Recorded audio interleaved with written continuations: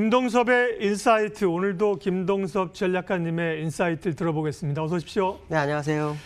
예, 미국이 코로나 사태가 정점에 근접했다, 최악은 지난 것 같다는 발언들이 그래도 좀 신뢰할 만한 분들에게 나왔는데 그에 비하면 주가 상승을 좀 반영 덜한 것 같기도 합니다. 어떻게 보세요? 어저께 미국 시장이 시간의 선물에서 원래 한 2% 정도 하락을 했었고요. 본장에서 나스닥은 상승을 하고, 그러니까 나스닥 선물을 상승을 했고, 그다음에 이제 다우만 좀 빠졌어요. 근데 시장에서는 이제 코로나에 대해서 약간 정점을 지나갔을 거다라는 해석을 굉장히 좀 많이 하고 있고요. 또 원유의 수급 문제가 좀 있는데 공급에 대한 감산도 이제 한 970만 배럴 정도 얘기가 됐어요. 그러니까 이런 부분들을 감안하면 사실 미국 시장이 가도 되는 자리죠. 근데 이제 시장에서는 이러한 부분들이 어느 정도 해결되면 가장 중요하게 될 게 이제 1분기 실적에 대해서 아마 궁금해할 것 같다라는 생각을 한 것 같습니다. 그래서 1분기 실적이 별로 좋지 않을 거라는 우려감이 커지고 있죠. 근데 사실 제가 지난번에 이 방송을 하면서 말씀드렸을 거예요. 당분간은 기업의 실적이나 또 지표에 대한 개선이나 이런 것은 볼 이유가 거의 없을 것 같다.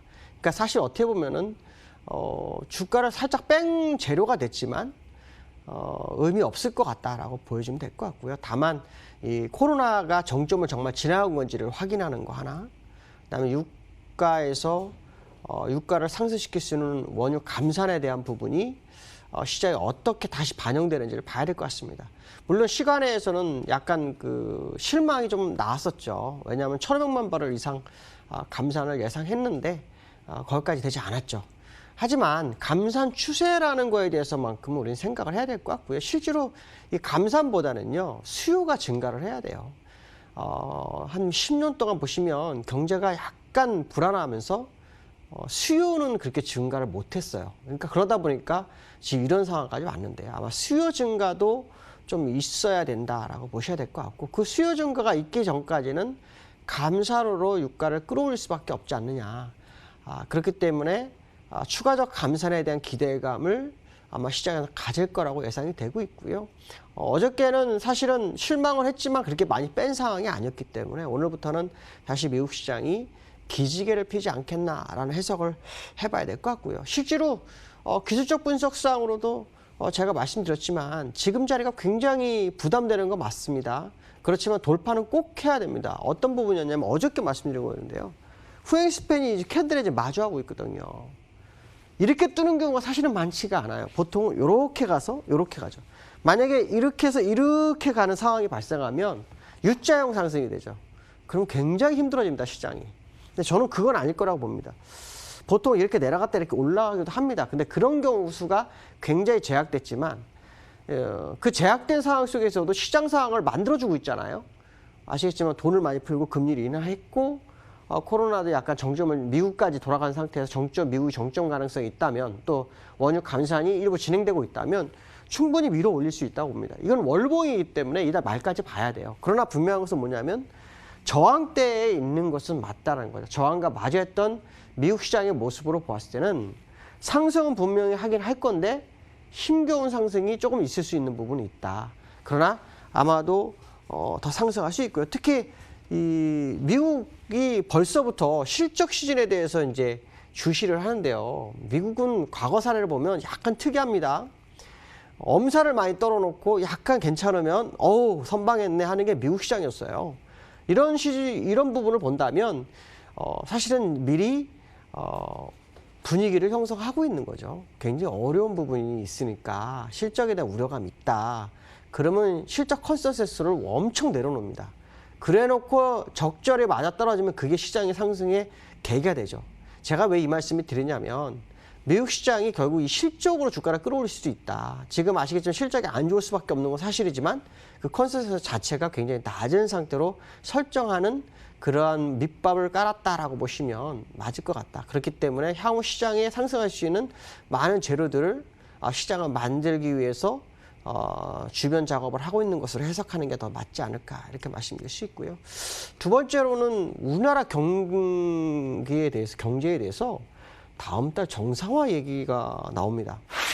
저는 굉장히 이른 판단이라고 보고 있고요.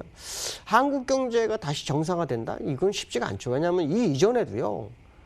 수출이 해서 경상이익이 좋았던 건 사실이지만 사실 수출이 한쪽으로 굉장히 치우쳐 있었어요. 그래서 한국의 정상화는 좀 어렵죠, 아직은. 근데 이 경제 활동에 대해서만큼은 5월이면 충분히 할 수 있지 않을까.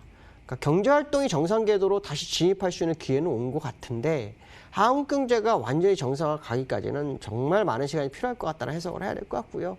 다만 제가 지난번에 말씀하셨던 시장이 호재가 없는 상태에서 악재가 완화될 수 있는 계기가 없다면 그 자체가 호재가 될 수 있다는 말씀 드렸잖아요. 그런 부분을 본다면 시장에서 벌써 5월이라는 타켓을 정하기 시작했다는 것은 굉장히 의미가 클 거다라는 해석을 해야 될 것 같습니다. 특히 미국 시장도 이번 달에 제가 돌파하는지 안 하는지를 꼭 봐야 한다고 말씀드렸잖아요. 근데 돌파를 할 거라고 예상을 하고 있기 때문에 5월 달에 기대치가 시장에는 상당히 클 수 있다라는 해석을 해볼 수 있고 그걸 벌써 뉴스에서 방향성을 제시하는 게 아닐까. 그렇다면 결국 4월은 결국 반등을 위한 기본적 틀을 다지는 한 달이 마무리되는 국면이 될 수 있고 5월 달에 상승할 수 있다. 5월 달에 상승이 된다면 제가 지난번 말씀하신 미국의 트럼프가 예상했던 시점과 맞아떨어질 수 있는 부분이 있다라는 해석을 할 수 있고요. 기술적으로 국내장에 대한 모습을 좀 볼 필요성이 있는데요. 어저께 음봉이 나왔는데 정말 저는 이해가 안 됐거든요. 어저께 빠질 이유가 없었습니다. 제가 항상 누리는 말씀이지만 원달러 자체가 지금 현재 1960 정도의 지수를 가리키고 있거든요. 2100까지도 됩니다. 근데 주가가 어저께 갑자기 빠졌어요. 근데 월달러 약 7원 정도 올라오면서 빠졌었거든요. 그때 유일하게 시장을 하락시키는 재료가 미국 나스닥 선물이 한 거의 1.5%, 2%대 왔다 갔다 하는 모습이었거든요. 근데 그게 다 회복됐다면 오늘의 상승은 기정사실을 봐야 되겠죠.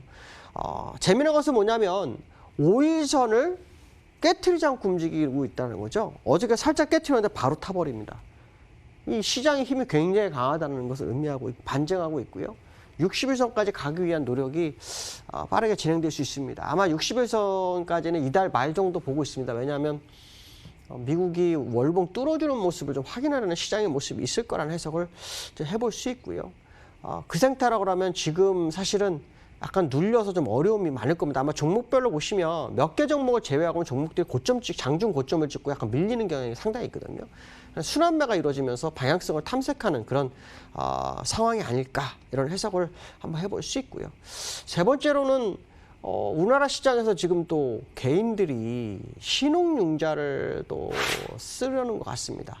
그러니까 빚내서 투자한다, 비투라는 표현을 쓰고 있는데요. 일단 전제 조건을 보시면 이 비투는 안 하는 게 맞죠. 항상 급 나갈 때 이 비투 때문에 종목을 다 뺏기고 물량을 다 뺏깁니다. 그래서 깡통치 하는 경우가 굉장히 많죠. 근데 아마 비투 하시는 분 입장에서는 지금 자리가 비투가 맞을까 아마 이런 생각은 좀 해볼 것 같아요.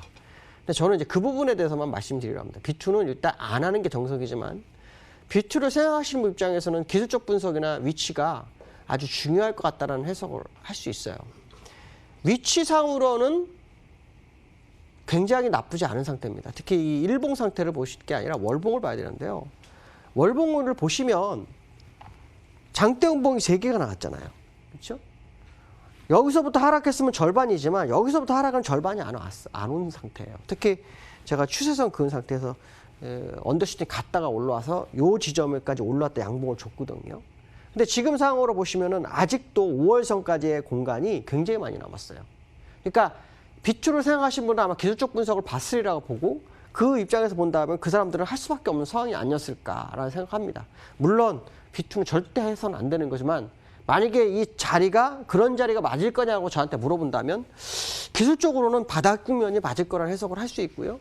그게 맞다 그런다면 기회가 있습니다. 특히 제가 이 왜 오늘 월봉을 보여드리냐면 이렇게 추세선을 가서 저점을 잡았잖아요. 파동을 잡아서 올라가다 무너졌어요. 그러면 지금 이 자리는 다시 되돌리는 거면 이 정도 나오기 때문에 그게 요 시가 정도 되거든요. 요 시가가 얼마 정도 되냐면요. 정확하게 보시면은 1997 정도 됩니다. 그러니까 아직 반등이 다 이루어지지 않은 국내 시장의 모습으로 보았을 때는 아마 그들이 이런 투자를 하지 않았나라는 생각할 수 있는데요. 되도록이면 신용이나 비투는 절대 하는 게 아닙니다. 왜냐하면 혹시라도 우리가 지금 시장에서 그런 얘기를 많이 합니다. 한 번 더 하락할 수 있다는 해석을 많이 합니다. 그게 나왔을 때 문제가 되거든요. 한 번 더 하락하게 되면은 이 첫 번째 공포보다 더 무섭습니다. 이 두 번째가.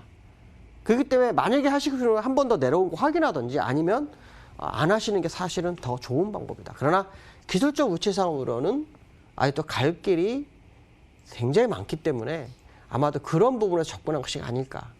그러나 분명한 것은 뭐냐면 종목 선택을 굉장히 잘해야 될 것 같고요. 삼성전자는 SK하이닉스는 아닌 것 같다라는 해석을 꼭 하고 싶습니다. 오늘 여기까지 하겠습니다. 감사합니다. 네, 김동섭 전략가님 잘 들었습니다. 인사이트 들었고요. 시장 한번 체크하겠습니다. 10시를 기점으로 해서 또 상승 쪽으로 방향을 강하게 틀면서 코스피가 1.4%, 코스닥이 좀 더 강한 모양새 1.6% 돌아왔죠. 거래소 코스피는 연기금이 오늘 기관들이 사는 게 좀 특징이고요. 코스닥은 또 외국인들이 좀 사면서 강세 흐름을 갑니다. 시장 공감텐 오늘 여기까지 해서 정리하도록 하겠습니다. 오늘도 현명한 투자하십시오. 고맙습니다.